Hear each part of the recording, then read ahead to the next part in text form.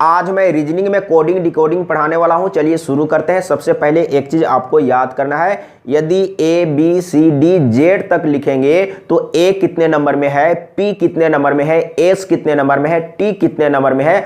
अगर याद रहेगा तो बहुत ही आसान तरीके से प्रश्न सॉल्व हो जाएगा। तो आपको याद करना है डायरेक्ट, बी कितने नंबर में होता है 2 नंबर में, एन कितने में होता है 14 नंबर में, एच 8 नंबर में होता है, यू 21 नंबर में होता है, ई 5 नंबर में होता है, टी 20 में होता है, जे 10 में होता है। इस तरीके से आपको याद करना है। पी 16 नंबर में होता है, सी 3 नंबर में होता है और एस 19 नंबर में होता है, डब्ल्यू 23 नंबर में होता है। इस तरीके से आपको याद करना है। अगर याद रहेगा तो बहुत ही आसान तरीके से प्रश्न सॉल्व हो जाएगा। यहाँ पर जेड है तो जेड 26 नंबर में होता है और जी 7 नंबर में होता है, आर 18 में होता है, पी 16 में होता है। इस तरीके से आपको याद रखना है। ए तो मालूम है 1 नंबर में होता है, वाई 25 नंबर में होता है, एम 13 में होता है, एच 8 नंबर में होता है, आई 9 नंबर में होता है, डी 4 नंबर में होता है और एक्स 24 नंबर में होता है, एल 12 नंबर में होता है, एफ 6 नंबर में होता है, भी 22 नंबर में होता है, के 11 नंबर में होता है और क्यू 17 नंबर में होता है। इस तरीके से आपको याद करना है। अगर याद रहेगा तो प्रश्न बहुत ही आसान तरीके से सॉल्व हो जाएगा। अब चलते हैं प्रश्न की ओर। सबसे पहले प्रश्न को अच्छा से समझ लेना है। पहला नंबर प्रश्न है, यदि a बराबर 1 और ऐड बराबर 36 तो बेल बराबर क्या होगा। सबसे पहले आपको समझना है AID बराबर 36 कैसे लिखा गया है। तो क्या दिया हुआ है, AID बराबर 36। तो सबसे पहले इसको समझना है कि AID बराबर 36 कैसे लिखा गया है। तो इसका नंबर को रखना है, ये होता है 1 और इसका होता है 9 और इसका होता है 4, यानी कि सभी को गुना कर देंगे तो 36 आ जाएगा। तो आपको क्या करना है, बेल बराबर लिखना है। तो एक बार मैं लिख लेता हूं, BELL है। अब आपको क्या करना है, B का वैल्यू कितना रखेंगे, 2 रखेंगे, E 5 नंबर में और L 12 नंबर में होता है तो 12 गुने 12 करेंगे। अब यहाँ पर आपको समझना है 5 गुने 2 यानी कि 10 हो गया और 12 गुने 12 144 होता है। फिर से गुना कर देंगे तो कितना हो जाएगा, 1 0 यहाँ पर बैठा देंगे डायरेक्टली। तो देख लीजिए आसान तरीके से आंसर आ गया है 1440। कहाँ पर है 1440, ग ऑप्शन सही है। अगर याद रहेगा तो बहुत ही आसान तरीके से सॉल्व हो जाएगा। अगला प्रश्न को सॉल्व करने का प्रयास करना है। एक बार प्रश्न को समझना है, एक बार अच्छा से सीख लिए समझ लिए, फिर कभी कोई दिक्कत नहीं होगा। सबसे पहले आपको समझना है, यदि b बराबर 2 दिया हुआ है और बैग बराबर 10 लिखा हुआ है तो सबसे पहले आपको बैग बराबर 10 लिखा हुआ है तो कैसे लिखा गया है इसको सबसे पहले आपको समझना है। तो b का वैल्यू कितना रखेंगे, 2 रखेंगे।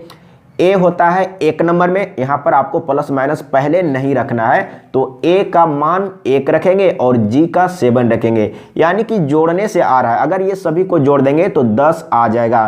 तो आपको क्या करना है, बॉक्स बराबर बताना है कि बॉक्स बराबर क्या होगा। b 2 नंबर में होता है और जोड़ना है तो क्या करेंगे, नीचे लिखते जाएंगे तो जोड़ने में आसान होगा। O 15 नंबर में होता है तो इस तरीके से लिखना है और X 24 नंबर में होता है, इस तरीके से आपको लिख लेना है। अब जोड़ेंगे तो 5 4 9 और 2 11, यानी कि 11 के 1 और 1 और 2 3 और 1 4, यानी कि 41 आ गया। देख लीजिए 41 कहाँ पर है, ग ऑप्शन सही है। तो एक बार सीखना है, समझना है और याद करना है। याद कर लीजिएगा तो इस तरह का प्रश्न को सॉल्व करने में बहुत ही आसान होगा।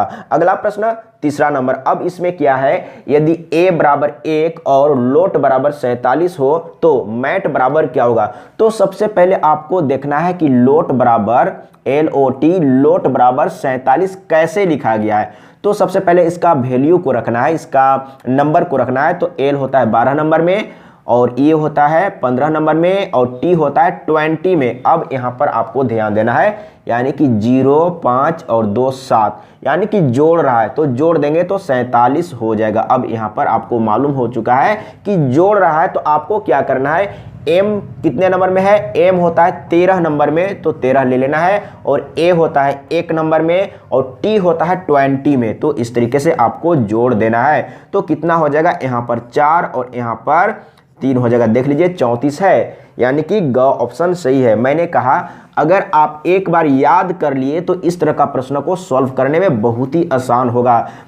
तो एक बार मैं यही कहना चाहूंगा, आपको याद कर लेना है P कितने नंबर में है, C कितने नंबर में है, X कितने नंबर में है। अगर याद रहेगा तो इस तरह का प्रश्न आप देखते के साथ आप आंसर बता सकते हैं। अब चलते हैं अगला प्रश्न। अगला प्रश्न में क्या बोल रहा है, यदि A बराबर 1 और 1 बराबर 37 तो फैट बराबर क्या होगा। तो सबसे पहले आपको मिला के देखना है 1, यानी कि 1 बराबर कितना दिया हुआ है, 37 दिया हुआ है। तो इसका मान को रखेंगे, यानी कि V कितने नंबर में होता है, V 22 नंबर में होता है और A 1 नंबर में होता है, N 14 नंबर में होता है।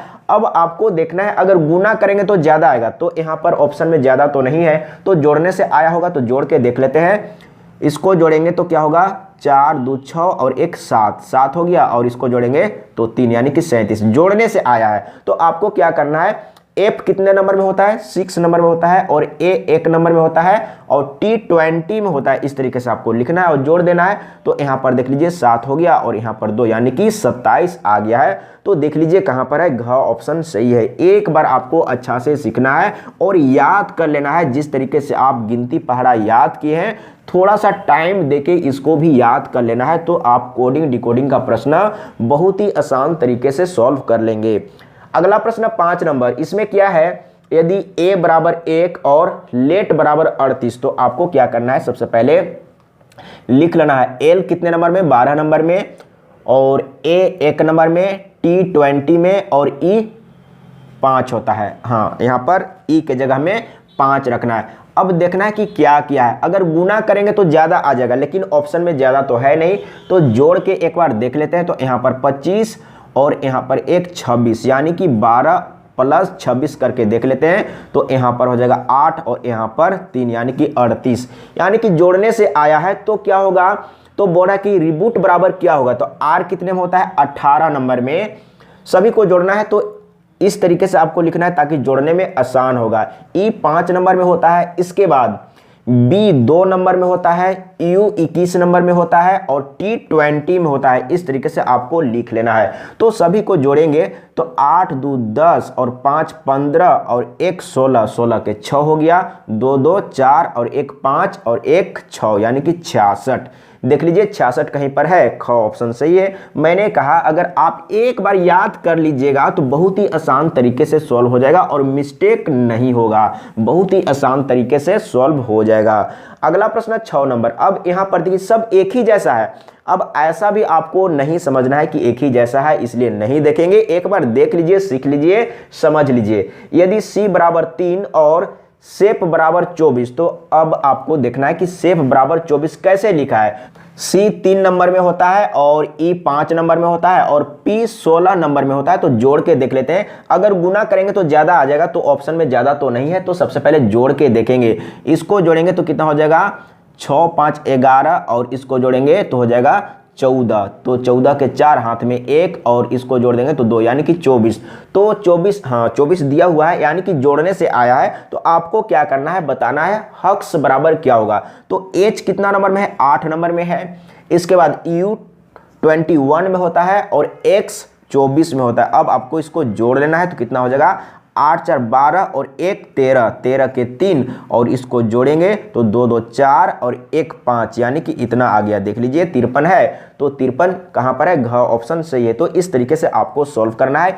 एक बार अच्छा से सीखना है, समझना है, और जो याद करने का चीज है उसको तो याद करना ही पड़ेगा। अगला प्रश्न 7 नंबर।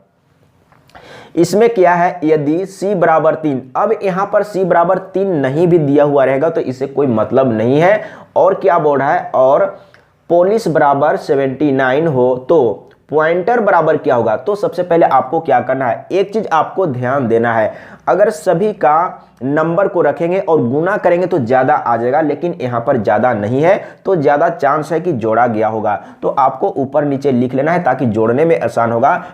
P 16 नंबर में होता है, इसके बाद O है, O 15 नंबर में होता है, इसके बाद L 12 नंबर में होता है, इसके बाद I है, I 9 नंबर में होता है और S 19 नंबर में होता है और H 8 नंबर में होता है। अब आपको जोड़ लेना है, तो जोड़ने के लिए भी दिमाग लगाना है। अब कैसे जोड़ेंगे, तो सबसे पहले इसको अगर जोड़ेंगे तो ये 10 हो जाएगा और यहाँ पर ध्यान दीजिएगा ये 9 6 15 हो जाएगा और इसको मिला देंगे तो ये मिला के 20 हो जाएगा और यहाँ पर 10 हुआ था 30 और ये बच गया है तो 30 और 9 कितना हो जाएगा 39, 39 के 9 और हाथ में 3 है 1 2 3 4 4 3 7 यानी कि 79 जोड़ने से आया है यानी कि पोलिश बराबर 79 लिखा है तो सभी का नंबर को जोड़ा गया है। तो क्या करेंगे पॉइंटर में भी सभी का मान को रखेंगे, सभी का नंबर को रखेंगे और जोड़ देंगे। तो P कितने नंबर में है 16 नंबर में है, O कितने नंबर में है O 15 नंबर में, इसके बाद I 9 नंबर में, N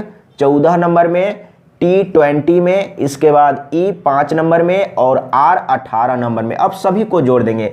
अब यहाँ पर भी आपको दिमाग लगाना है जोड़ने में। तो सबसे पहले 9 6 15 हो जाएगा और इसको मिला देंगे तो यहाँ पर 20 हो गया है, ये मिलाने से यहाँ पर 20 हो गया है। अब आपको ध्यान देना है यहाँ पर कितना है 8 4 12, 8 4 12 और 12 5 17 यानी कि इसमें 17 जोड़ देना है। तो कितना हो जाएगा ये 7 हो जाएगा और यहाँ पर 2 और 1 3, 2 और 1 3 यानी कि 37 हो गया।